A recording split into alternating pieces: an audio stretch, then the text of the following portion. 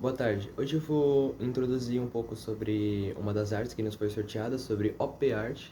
É um movimento artístico também chamado de arte óptica ou optical art em inglês. Bom, suas obras são baseadas em ilusões ópticas, um recurso visual que confunde a visão humana, fazendo ver formas diferentes dependendo do ângulo em que se vê a imagem em questão.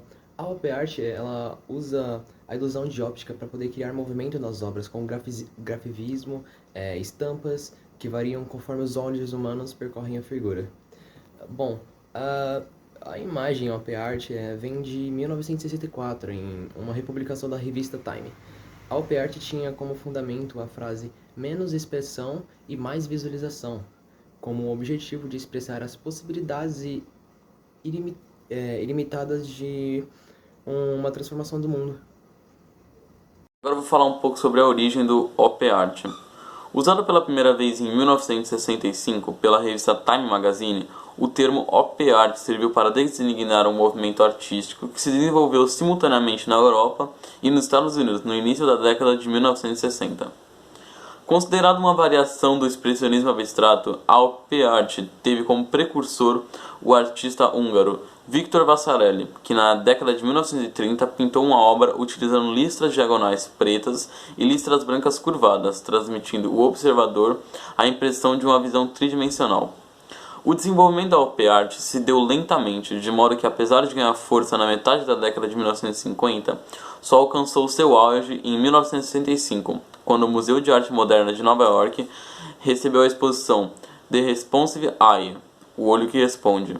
A exposição reuniu 123 pinturas e esculturas de artistas como Viktor Vasarely, Richard Zanosiewicz, Bridget Healy, Ad Reinhardt, Frank Stella, Carlos Cruz Dias, Jesus Rafael Soto, Joseph Albers, Kenneth Noland, entre outros. Agora eu vou continuar falando sobre a origem do OP Art.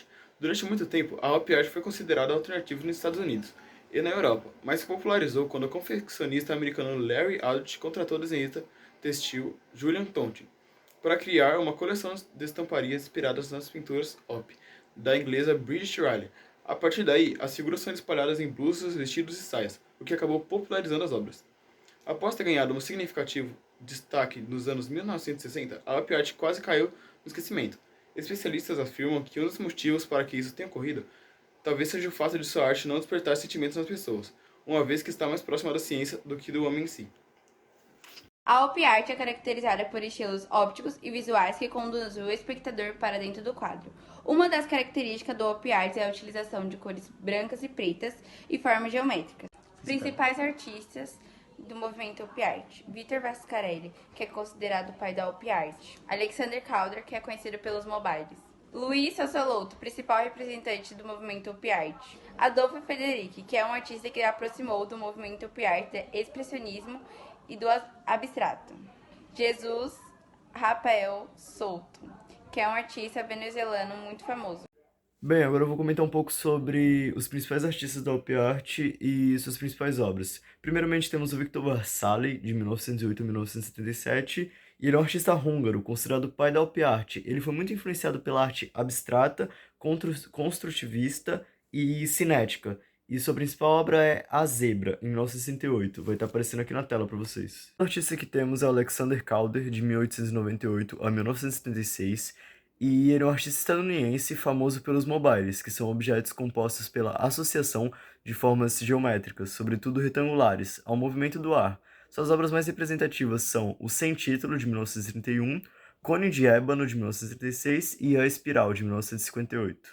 O terceiro artista que nós temos é o Luiz Sassolotto, nascido em 1924 e falecido em 2003, e ele é o principal representante da OP Art aqui no Brasil. Ele produziu diversas pinturas e esculturas, porém, a que mais se destacam são a Estruturação com Elementos Iguais, de 1953, e a Concreção 7553, de 1975. E, por último, temos o Jesus Rafael Souto, nascido em 1923 e falecido em 2005. Ele é um artista venezuelano famoso pelos seus penetráveis, que são obras destinadas à penetração do público, como uma forma de interagir com o produto artístico. E das suas obras, as que mais se destacam são A Estrutura Cinética, de 1957, O Volume Suspendido, de 1967 e As Paralelas Vibrantes, de 1969.